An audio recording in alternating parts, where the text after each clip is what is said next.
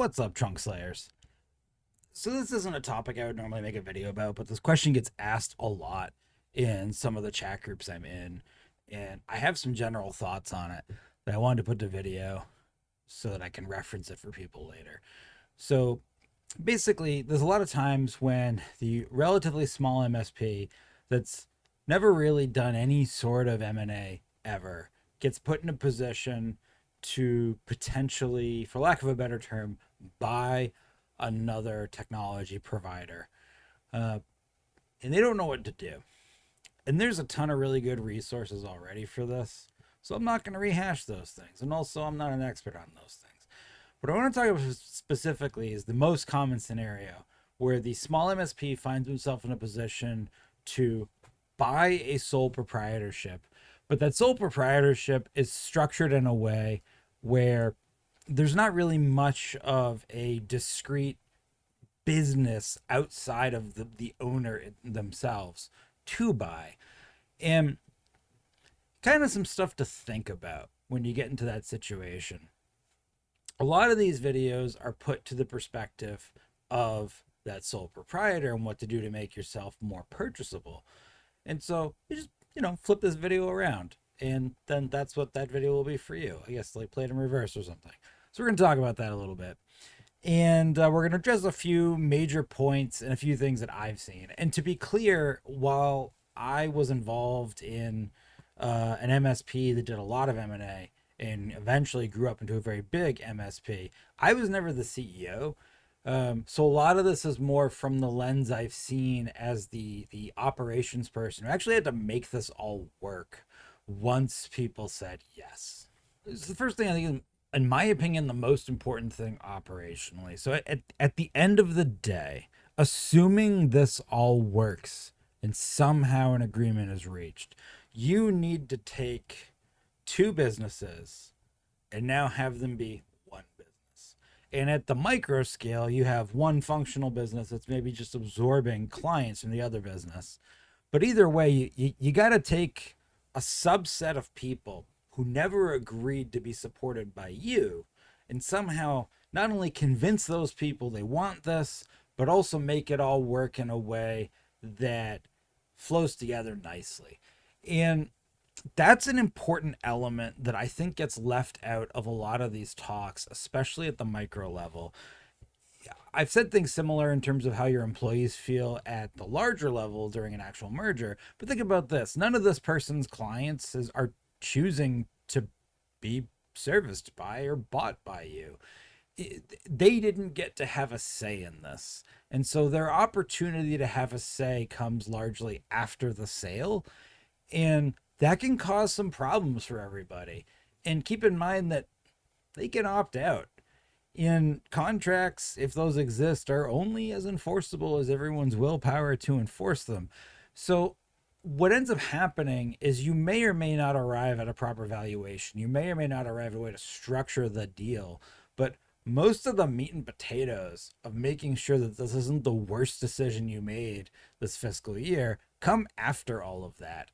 And they're more operational and soft factor focused. So that's some of the stuff I want to talk about first. Before we get into a handful of those soft factors, there's two other things I want to identify up front early in the video. If you're considering buying one of these, sole proprietor, or they might have one or two employees, but basically these tiny little businesses that don't really have contracts, probably month to month or break fix, or maybe only a couple of clients are on something contracty.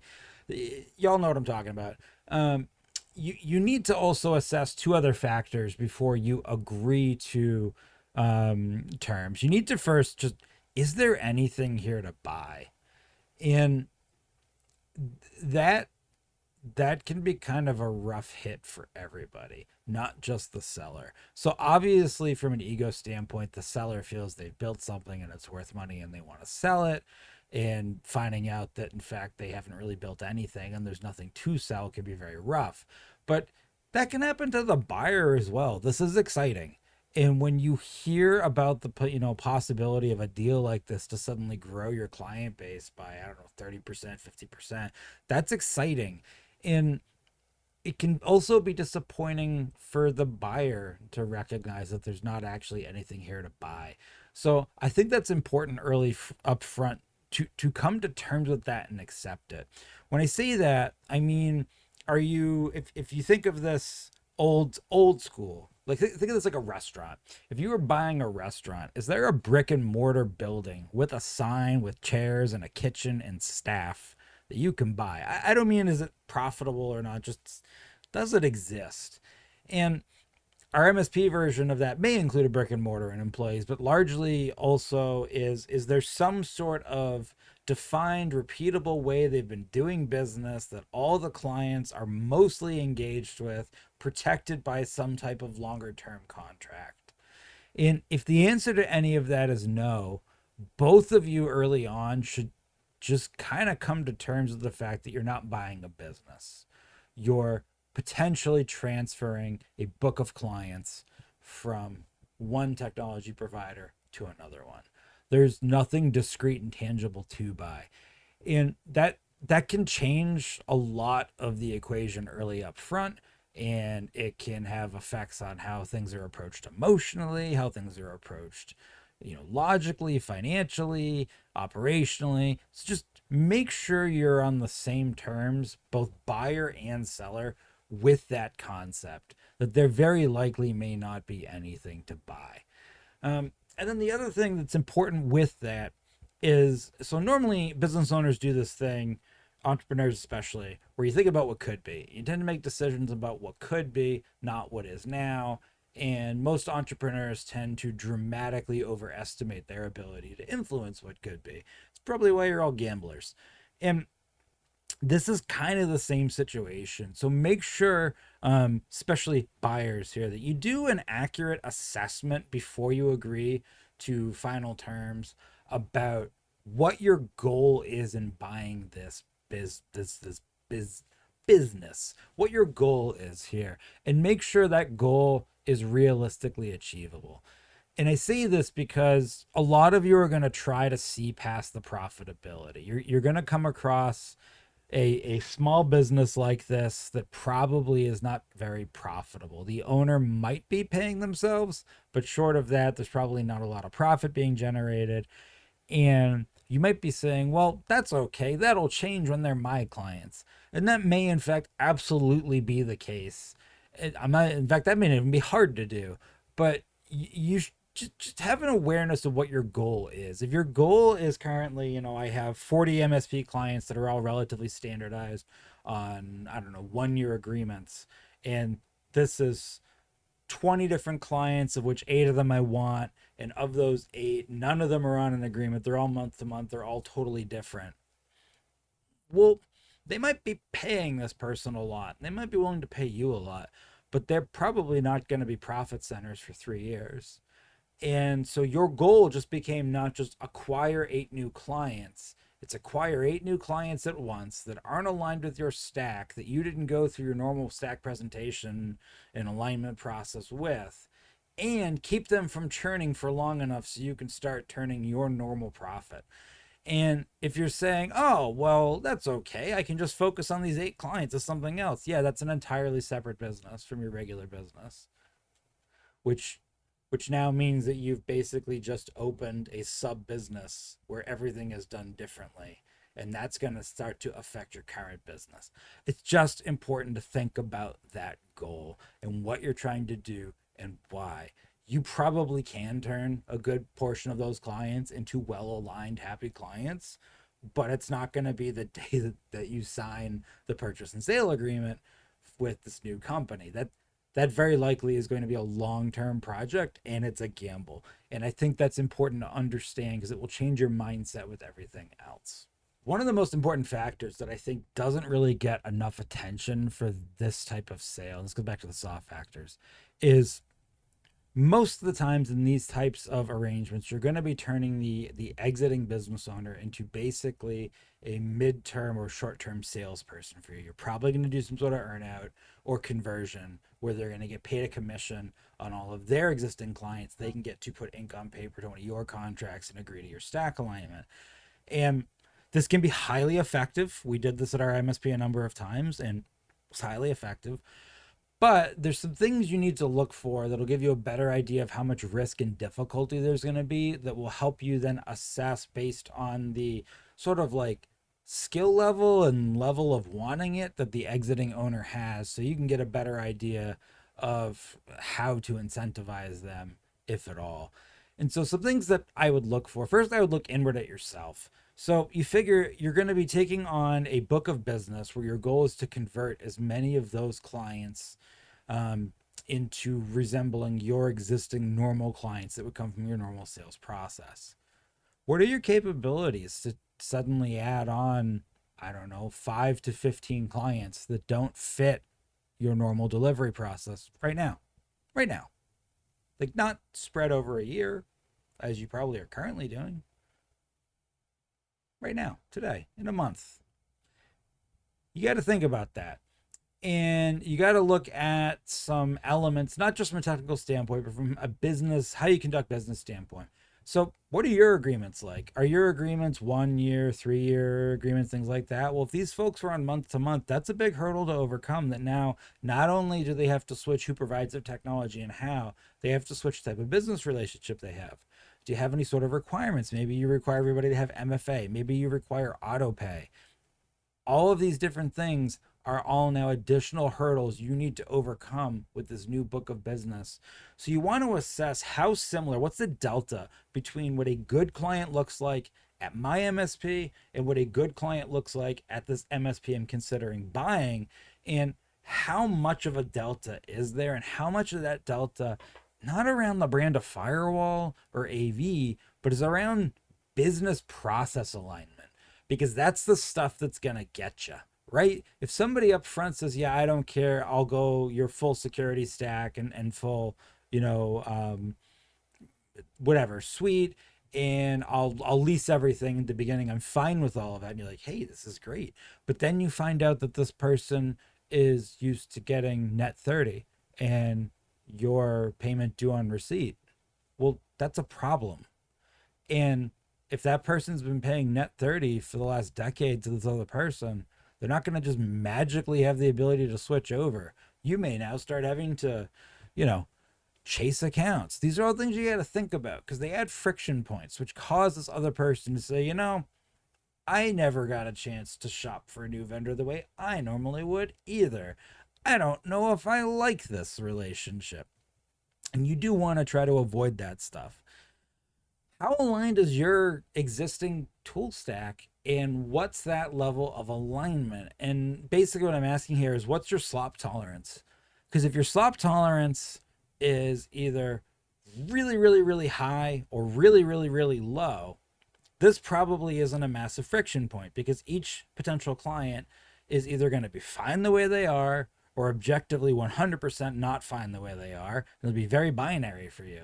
But if your existing client base is not all 100% aligned, or there's a fair degree of slop, this becomes way more complicated, because the messaging here is no longer we'll take anything and do anything, or if you're not doing what we won't work with you. It's a lot more, well, maybe, we'll see, we can try, we can work with that, and all these nebulous expectations that you're basically just kind of leaving for future you. These are all things that are going to cause after the sale to fail. Another thing to think about is, how strong are your existing contracts? And what I mean by that is, if I sign up with your MSP currently as a regular client that came in the normal way, how many protections have you put in place in your agreement so that I can't just stop paying you and leave? I don't mean, do you have the ability to take me to court? Of course you do. It's not what I mean. What I mean is just, are your contracts written in a way, and is sort of the general spirit of your business, the personality of your business, one that we take contracts seriously here on both sides, we both do our best to honor them fully and earnestly, and the contracts are written in a way that reflects that. And I say all of this because that makes switching from not that setup to that setup more difficult. Not more difficult in terms of doing it, just sign a piece of paper, but mentally more difficult for both parties to see around. It means that you have a particular set of core values, the way you approach your client base, that you have either immediately or slowly set with all your clients, and your clients are used to that and likely think the same way. This large batch of new clients, they don't know you, and there's no guarantee they share that same value proposition. So that could take a long time, like well over a year, to get to a point where both of you are in agreement with what good looks like at your business, just from a contract relationship standpoint. So it's important to have some clarity there. Some other things, kind of soft assessment wise, that you really want to kind of think about here. How many of the clients at this business that you're considering structuring something with actually fit your ICP? And my first red flag would be if you ask for a rundown, just a very basic rundown of all the clients, how big they are, what type of business they are, what the leadership structure looks like, how they pay, and sort of what the clients do. The person you're buying from should be able to provide you that. They may have to make it, but they should be able to provide you that. And if they're unable or unwilling to provide you that, they don't have clients at all. They have like B2C break fix. So that's a huge red flag. But then secondly, you got to look through that list, and you got to be realistic that if this was a warm prospecting lead list that you were going to go call into, how many of these businesses are realistically a fit for you? And if this business is in your service radius, go look at your lead list. How many of these companies are in your lead list? That's important to know up front, because it's going to give you a realistic perspective as the buyer on how much money you might actually have to put out in order, if let's say this person is successful and they convert every one of these clients, how many of these are actually going to be worthwhile clients to you? And you want to know that up front. Don't just assume all, or don't just assume it's going to be like the one big exciting name you knew about. You really want to go through that list and assess that fit. Another thing you want to look for, especially if they don't have contracts or they're month to month, you have no built-in churn or relationship protection, which is why they have nothing to sell you. So you really want to go in and look for evidence of churn. And in my case, if I was buying a month to month or break fix setup where there were not 1 to 3 year, I'd prefer 3 year, but 1 to 3 year contracts, I want evidence that someone has been consistently buying from this person for at least 3 years, or I don't actually count that they have a relationship here. As far as I'm concerned, it's just a warm lead. And I say this because if this owner that you're buying from was a really, really, really good salesperson that really was good at demonstrating the value of what they're doing, they would already have long-term contracts. The fact that they don't and they're selling tells me already that something here isn't really great in alignment. They're probably not that great at sales or relationship management. So you really do need some sort of proof that these existing clients have been doing business with this person for a while, because this person's relationship with them is about all you're going to be paying anyone for. So you need to make sure that's real. And then I would take that a step further and ask them to identify who they feel their best clients are, whether these clients are a good fit for you or not, whoever they think their best clients are. And I would want some information about the payment history. And I would want to see how often did their best clients pay them on time. And the reason for that is, once again, it's going to give you a good business process level look behind at how in fucking this person's business is. Because think about this. If I have a client that I feel is my favorite client, and that client never pays me on time, that's concerning for a few reasons. It's concerning because a favorite client should imply best relationship. So the person you have the best relationship with can't be arsed to pay you on time. But more importantly, you think that's best. I would want to know that. If I'm going to be incentivizing you for the next year to try and convert these clients, I want to know if you think a good client is one that doesn't pay on time or consistently, because that tells me that your perception is fucked, which is going to affect how I'm going to dangle money in front of you. So you do need to know that. And then probably most of these clients are not going to be in full stack alignment for you, but you also want to go through And you can just do this conversationally at this point, but you want to figure out how many of these clients that met the list of fitting what you think would be a client you would normally market to, that have been clients for a decent amount of time. How, if you had to draw a line in the sand, how far away from that line are they with stack compliance? And I say this because, once again, remember, you're taking on potentially 5, 8, 15, 20 clients all at once, not spread over the course of a year like you normally do. And even then, I don't think you're signing 2 new clients a month, because if, well, you know what, if you are, that's fucking great, but you're probably not. So you're about to take on more clients in one period of time than you've probably ever done. And you absolutely can work through a certain amount of alignment slop, but you can't work through all of it. And besides the conversation we had a little while ago about it robbing your existing clients and this being a separate line of business, you need to think about your own sanity and how annoyed these new clients are going to be with hearing you tell them all the time that their shit is unsupportable.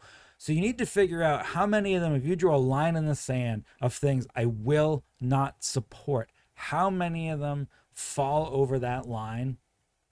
And is there enough of them where maybe this deal, unfortunately, is a no-go? And that's important to think about. Let me give you an example. So let's say today I told you that you could have 10 small business clients that all have between 10 and 30 computers. They're all in service-based businesses themselves, right? That aligns probably with most of the people who would be buying a business of this size. They're all on Microsoft of some type. I mean, maybe it's shitty. Maybe they're getting it from GoDaddy, but they're all on Microsoft. And every single one of them has something we would all reasonably agree is a firewall. Not your firewall, but a firewall. What if all 10 of these clients had Windows Home on every single computer? Could you take all those clients on this month? I don't think so. You couldn't. It's not a matter of desire. It's not a matter of figuring it out. You may be able to take them on one at a time. I don't think you could take on 10 clients of that size. That's like 200 endpoints, 300 endpoints, split over 10 different locations of different businesses that are all on Windows 10 Home, because it's literally not manageable. So as much as it might be nice to have 10 free clients, you'd probably have to say to me, hey, I can't take all 10 of those, Dean. I could take one. So it's important to know that up front before you get to after the sale. And then last but not least, and this one's really important, and everything else we've already asked should be leading up to this, how good is this person at selling? Because their paycheck's about to be directly proportional, not that it wasn't already, but directly proportional to their ability to go and convince these people they claim to have a relationship with to change that relationship over to you, buy differently, and probably spend more money. And that is not an easy thing to do. Now, in some cases, as soon as the fear of this being their business is removed, it might turn out they do a great job at this. I'm not kidding. In fact, we saw that more often than not when we would buy small businesses like this.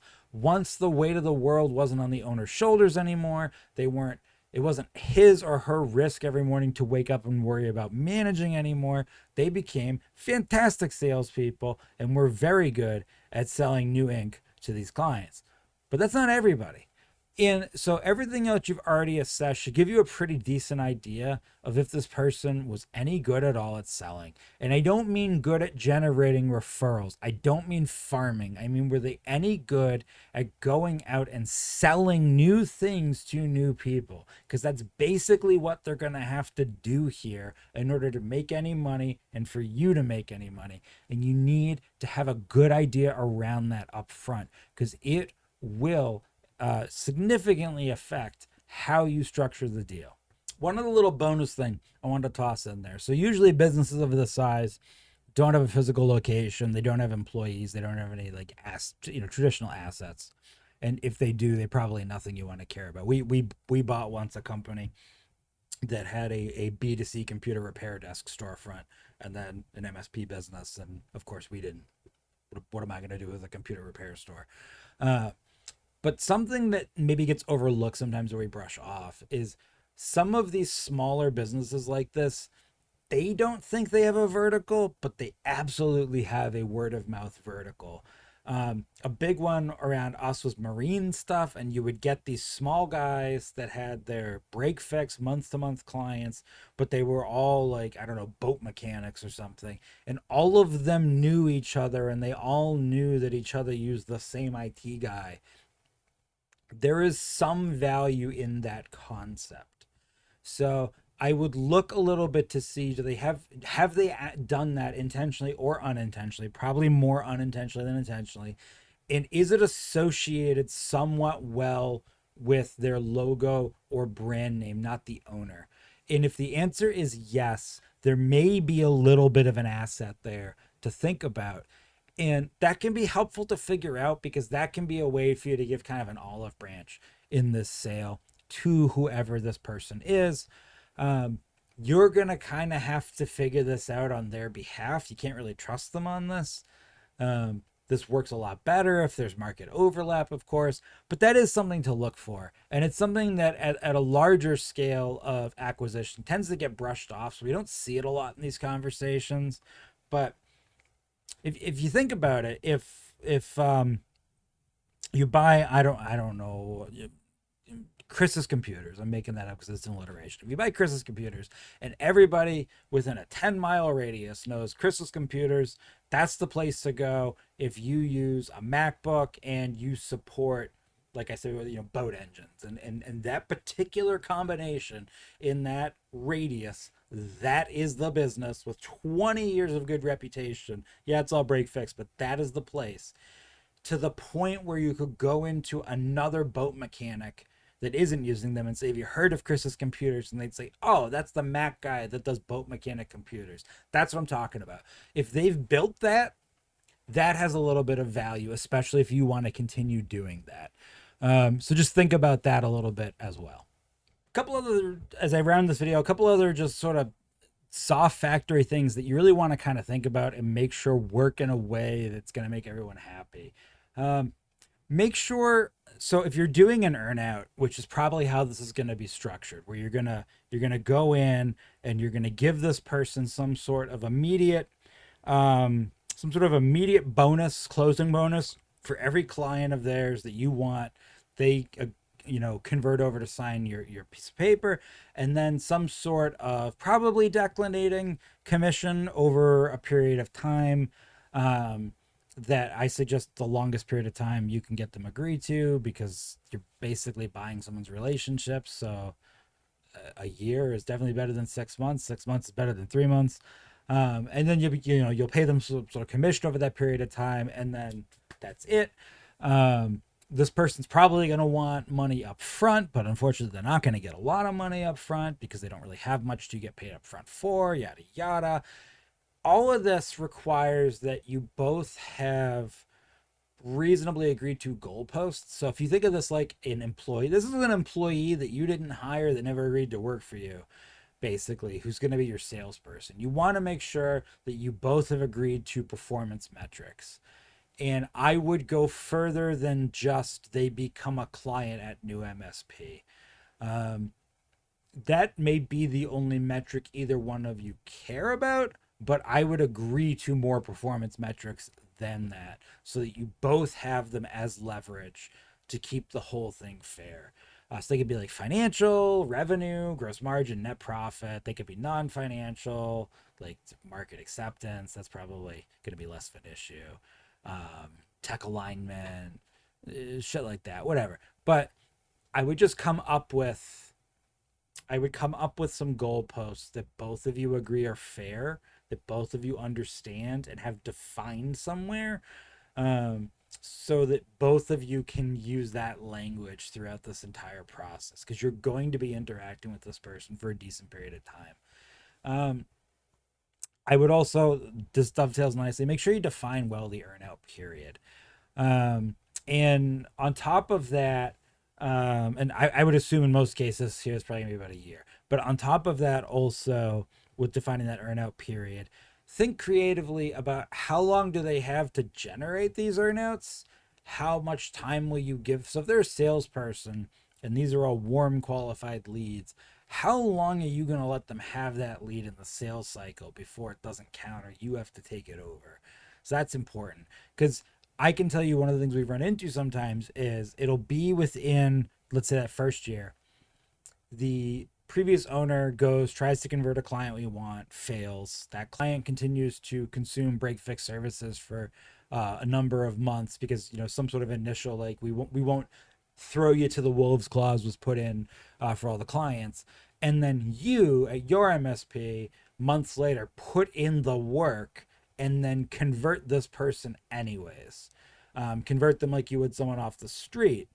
I've seen that cause problems where now the old owner goes, "Oh, you converted one of my clients, where's my check?"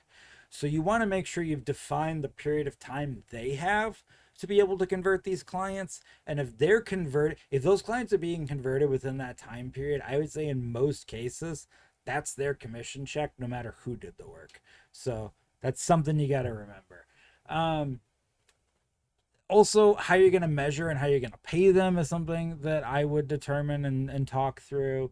What your dispute resolution process is going to be in case it does get to that point. And think about also dispute resolution as extending a little bit past you getting all the clients you want, kind of more dipping into non-solicit and non-compete territory. You probably aren't terrible, so you probably understand that if this person wants to keep going back and do more MSPing, that good for them. Um, Both of you, if you're not horrible, will probably agree that it's not fair for this person to solicit to the clients that they sold off to you. But what about the ones who didn't convert to you? What about the ones who are still in that process, but it's gone past the earnout period? All that other kind of stuff. It would not be the worst thing in the world if you have a dispute resolution put on paper, and if in fact you figured out some sort of referral program in the future, should either one of you find yourselves in a situation where you're able to drive the other one business after the sale is completed. Um, Make sure obviously that you have access to financials. That's pretty common sense, and their financials, and they should be pretty transparent about that. look look, I always advise just look for financial fuckery. I'm not implying malice or nefarious behavior, but like, I don't know, I'd be a little weirded out if every vehicle this person had at home was written as a business expense. um, that's probably not something I want to deal with. And last but not least, think a little bit longer and harder about seller involvement. So we talked about seller involvement in terms of them literally performing the act of a salesperson during the earnout, but, well, what about everything else? I mean, they've built a relationship with these clients. That's why you're in this process, and that relationship doesn't vaporize the minute they decide they're going to start transferring clients to you. They are kind of de facto representing your brand during this period of time, also their brand, also themselves. So some sort of thought that goes into what their level of involvement is besides just converting clients over should go on paper, both at the tactical standpoint. Are they still supporting any of these people? Are they expected to provide knowledge? How long are they expected to provide knowledge? Yada yada. But a little bit further down the road, closer or even past that 1 year mark, are they out of the industry? And if they are or they aren't, either way, what does that mean with regards to you? And what does that mean with regards to their old business? And yeah, even if there's non-competes and non-solicits and all that shit has been signed, it doesn't change the perception of the public right away or even at all. So how does all that work? If they're at like a soccer game for their kids 2 years from now and a bunch of old break fix clients are there and start talking to them, what do they say? How do they communicate what happened? How do they communicate their relationship to you? Just all things I would think about, because these are all the things that can create problems for you later. As a final bonus tip, occasionally I will see these structured where the seller actually sells sells their clients to the MSP and then lands themselves a job at that MSP, but it's not a merger, even if the word is used in a token way, and there's not much to merge. So I mean, this person lands themselves an employee level job afterwards. This is just what I've observed. I've never really seen that work very well. You need a very specific set of personality traits for that to work really well. Um, so unless the other person is hyper motivated to come work for someone else, unless they're in this, like, I tried doing it on my own, I had some success, I failed, I really just want to go back to being someone else's employee and continuing to do what I love. It's hard to go from being your own boss back to someone else's employee. And that's even more hard and difficult when you're getting paid a recurring amount of money for these clients, and who owns the client. The whole thing just can become really, really uncomfortable. And the two of you, or however many of you are, really, really need to have close alignment on values for that to work. So just throwing that out there as well. That's probably not a solution I would typically offer up in most cases. And it would be something I'd be very cautious about. So, kind of all the things that I wanted to mention. I know I didn't really give any like numbers on how to structure, because it's really not something that I'm very experienced or knowledgeable about. I can give you some of my bullshit logic here, but I would really go find somebody who knows more what they're doing. As a general idea, somebody is selling something that they've built, they are going to want to see and have the feeling that they won. So I would treat this not dissimilarly from the way you would treat a commission salesperson. There would be some sort of run rate. I don't know, maybe 10%, 15%, somewhere in between there on the MRR. But I would also consider giving them some sort of immediate cash value for each client that is converted in a way that you both agree with. That maybe that's just total contract value for a month or something. But just a way that they immediately feel like they pulled the lever, they got three across, and ding ding ding ding ding ding, ding, ding, ding, change coming. You just want them to have a little bit of that feeling, just so they feel like they're actually winning from it. That's just my own 2 cents. There are plenty of people who are much smarter than me that give you way more information on how to structure the financials of it. I wish you the best of luck. It is a fun and exciting process to go through. It doesn't always end up resulting in something that was worth the effort, other than experience and time served. I can't think of a single one of these that we ever did that I regret that we did. There were some that went way better that I'm much more proud of. But there was none where after them, like, why did we even consider doing this? Guess what's the worst that could happen? Have a great Friday.